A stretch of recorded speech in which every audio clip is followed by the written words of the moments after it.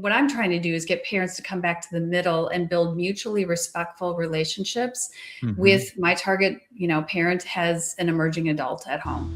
Emotional algebra, where the heart meets the math. What is integral is derivative as you figure out your path. Power plus emotions equals more than you can see. Listening to the wisdom of Hey guys, it's time for another episode of Emotional Algebra with me, Dr. E.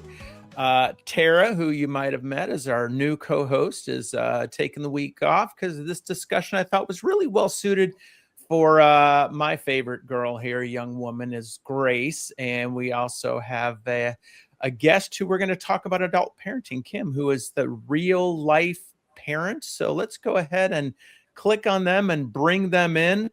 And we've got, how do you pronounce your last name again, Kim? It's Muench, like pinch with an M. Okay, excellent.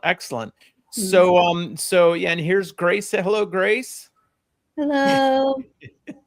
So yeah, I thought this would be a really good discussion for Grace and I to have with Kim, and Grace can share her generational issues. But tell us a little bit about what you do and how you get started in being the life parenting coach. Yeah, so I have 5 adult children of my own, and so part of it is my experience as a parent. I have 4 sons and a daughter between the ages of 20 and 38. And I had my oldest son when I was 18. So I've been a parent for a long time. He had some mental health issues during his teen years and then became addicted to alcohol in his early 20s, trying to quell growing mental health issues. So walked that journey with him to, find rehab and treatment and whatnot.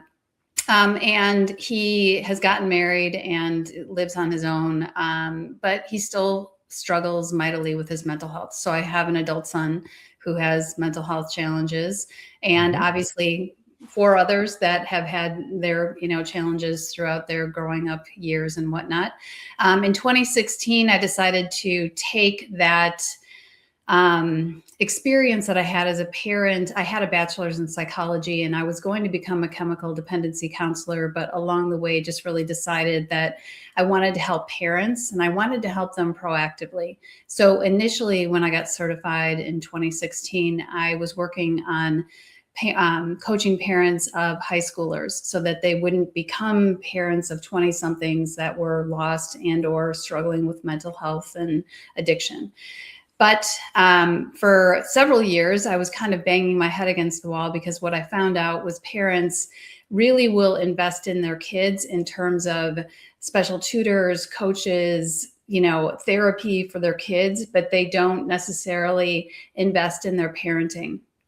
So in 2021, I came out with a book with my own parenting journey in it. It's really a memoir called Becoming Me While Raising You. And someone said to me, why don't you jump on TikTok and start sharing your story personally and see if that elicits some, interest in parents and wanting coaching. So the more I shared my story on different social media platforms, the more parents of 18 to 25 or 29-year-olds were coming to me looking for assistance there. So since 2021, I really have been specializing in and working with parents of 18 and older, typically I would say 20 to 30 years of age, and trying to figure out things like, what do healthy boundaries look like? Productive communication with with your younger generation. Sometimes young people are staying home longer and that's great, but what does that look like? Creating a family living agreement together so that everyone's on the same page and they have a timeline, because parents tend to get frustrated if there's no real movement and or they think their kid might be home forever. So bottom line, my own parenting experience and a need and want to help others is what brought me to this. Okay. Excellent. Sounds like you've had some great experience. And it sounds like with your son, you've seen and been seeing young adults really struggling for really over the last 20 years. So this isn't anything new. This isn't just about this generation, where we see a lot of young adults struggling and with those issues of even feeling like they're failing to launch, as we say. And at this point, Grace, I know Grace has got a heart out for listeners. She's got to go to work in a little bit, but what do you see as the issues that kids in or young adults in your generation are struggling, Grace, with, and really having a hard time getting out there? I think there's a lot to do with like insecurities and self-worth issues. I mean, I don't think this is something that is new. Like, this is something that people have always struggled with, getting into this stage of being a young adult. You're just noticing more and more that people are more looking to fit in and not stick out, and it's something that it feels like there's a lot of insecurities between people being like, well, do we as people get each other, and sometimes it's a lot of the time people, especially in my generation, are too scared to be themselves because they're so scared of being judged. And I think that's like a very prime issue that I've seen a lot in my generation, because it's like, especially with like the school that I go to, and some of the networks and connections that I have, it's like going to like just any like party or anything like that, you're constantly seeing people put up kind of more of like a character of themselves rather than just being themselves, because they're so scared of being judged and not being included. And that's something I've noticed with, even adults struggle with that too. But I think it's just because of, as well, this generation, we're so heavily influenced by social media and what we're posting and what people are seeing about us. It's like, people aren't seeing exactly who you are because they're looking at your social media. They're worrying about how many followers you have, and what you post and what you do, and what kind of like influence you have as well. Yeah, I think that while there's been insecurity in people since the beginning of time, I'm sure, right? But I think that you're obviously the first generation that's grown up with social media exposure, whether your parents were posting pictures of you when you were younger or you had your own social media platform at some point. I think that comparison of others only exacerbated the insecurity that some of us had back in the 80s. Mm-hmm. Right. Yeah, and I think in that it's how did we as parents, and this is the thing that I see with parental guilt, is how do we as parents raise and help to raise our kids in a world that if their kids aren't often connecting with their friends in social media in middle school or things, because it's just so ubiquitous, they're not feeling like they fit in, or they're not learning the how to form the virtual relationships that many of them had. Then they had to go to school, and things that were happening on social media were then being repeated at school often. So we look back at it now and we go, oh man, what did we do and what did we allow? And at the same time, at those times, is like, what do we do, and how do we help our kids to feel like they're fitting in, B, they're learning how to navigate the world that is coming and that is around us now, so that C, when they're adults, they can walk that line between their online presence and their personal presence. And that's the hardest part that I see in that. Yeah. I really hope that millennial and Gen Z parents will learn from we didn't have we were told, don't let them watch very much, and, be careful what they're seeing and whatnot. I think we now have as a result, we have a lot of 20 somethings that are seriously impacted by screen time, whether that's social media scrolling or gaming or whatnot. And I really, really hope that parents of younger generations will look to us as like, we have to do better than this. Honestly, I I really hope that that's the case. We have to become extremely intentional and conscious with how we're using these things that are a part of our everyday life. Yeah. Grace, what are your thoughts on this? I mean, going into it, looking into the future, I definitely think when I decide to become a parent, and that's something, that's going to happen in the future, I have, like thought about, limiting, screen time for kids. And especially like that, I don't want to be that parent that it's like every time the kid's fussy, I just hand it a screen, I hand the child a screen. And, I do think there's important lessons to learn when it comes to screen time, because I mean we can't put our child in a world where they're gonna feel less welcomed or less, needed by people because of the fact that they were limited by screen time, or they were limited with what they could or couldn't do. I think if you look at it, or if you look at it from a perspective, you want to be safe, you want to protect people, you want to protect your kids, but at the same time limiting them to the point that they're not connecting with their peers or connecting with friends. That can also cause a lot of more like just feelings of not belonging. Um, and I think maybe this is more of a controversial topic, but I mean, I've always enjoyed video games and playing games with friends. I thought that was the best way to connect with people. And I've made a lot of online connections too, and made friends with people online too.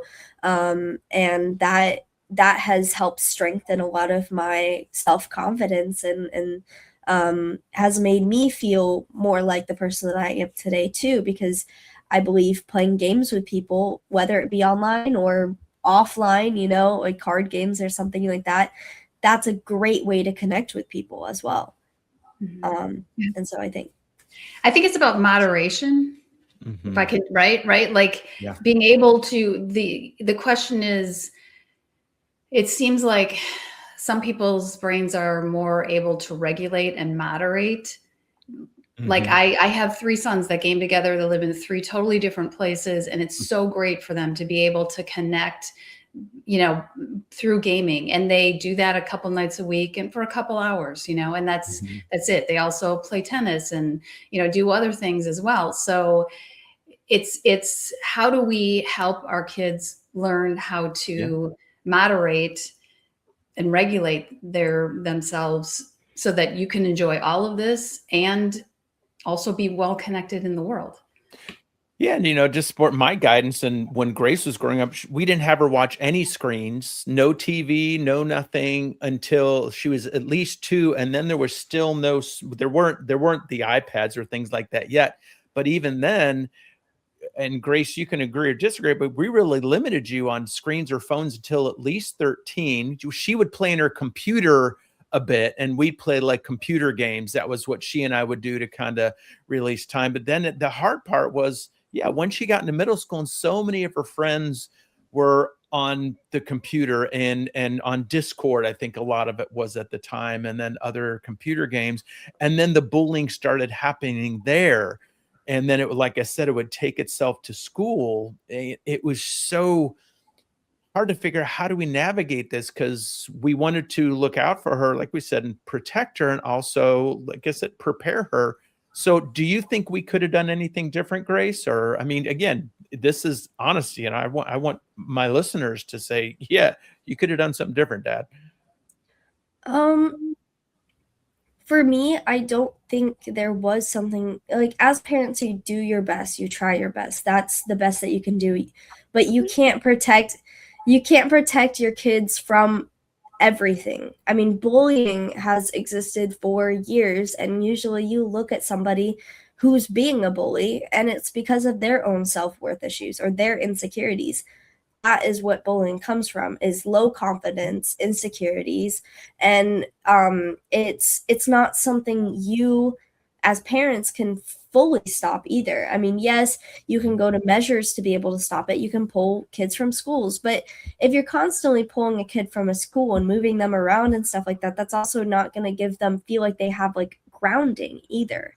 But I mean, with bullying and with the stuff that I went through in middle school, there wasn't much that you can do besides talk about it, talk it through, you know? And I think the one thing that I really appreciated from you and mom was that you would just talk to me about it and you would help me understand that it wasn't something that was wrong with me, it was something wrong with them.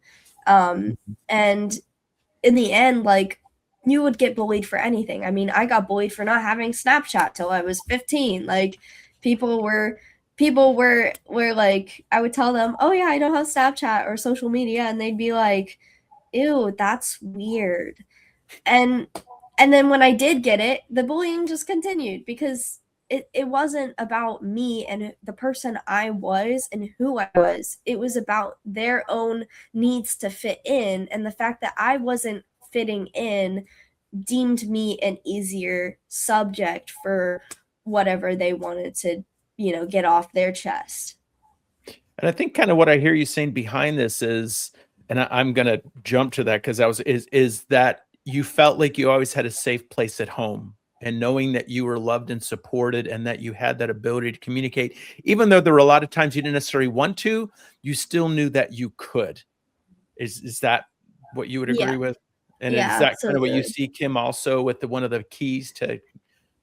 Yeah, I do. I mean, I think I believe me, all the time I am saying, why did because I talk to a lot of parents from all over the world. And a lot of times I'm going, what did I do different? Or what did, you know, not to say, because I've had my share of issues. This is not to say that, you know, my kids are all perfect by any shape or form, but their parents are coming to me and kind of they're describing what I think the difference is, and this leads to what Grace was saying, children need to be loved and accepted for who they are, not for who the parent wants or needs them to be. Home should always be a place where you can be who you are and never have to put on that mask that sometimes we all feel we need to put on, you know, in the outside world or maybe even in the online world. So I think one of the keys for parents is to parent the child in front of you, not the thing you think they should be, and are they checking all the boxes, and they are not a reflection of you. I know that we tend to think that, but I've always treated my kids as if they were their own unique individuals that had their blueprints. And basically my job is not to guide them into what I think they should be, but to guide them into whatever their potential is, and to kind of expose them, right, to many different things to see what sticks and what doesn't stick, and, you know, to just nurture. And that is evolving. Even my my youngest is still really evolving in who she is, and she'll continue to, because I think it's a lifelong journey. But to meet them where they're at, as opposed to running our own agenda through them. And I often find that parents they might not even be conscious of it, but they're running their agenda and their needs through their kids. Yeah. And that's key. And that's one thing I really enjoyed about your message and your videos, was you really do come at this from a sense of empowerment and equity versus a sense of hierarchy, which I see so many, that's the biggest issues that I work with parents on, is coming from a place of hierarchy and seeking control. And the need for control is always based in fear. And that's where I really thought you have such a great message. You're in such a great place, and you've learned from your experience too. Yes. And I think that's so important. So, so how would you recommend, or how do you reach parents that come across as pretty control oriented, power over, blaming, shaming, guilting their kids, and they don't see what they're doing? Well, okay. Most of the parents that come to me realize they're a part of the problem.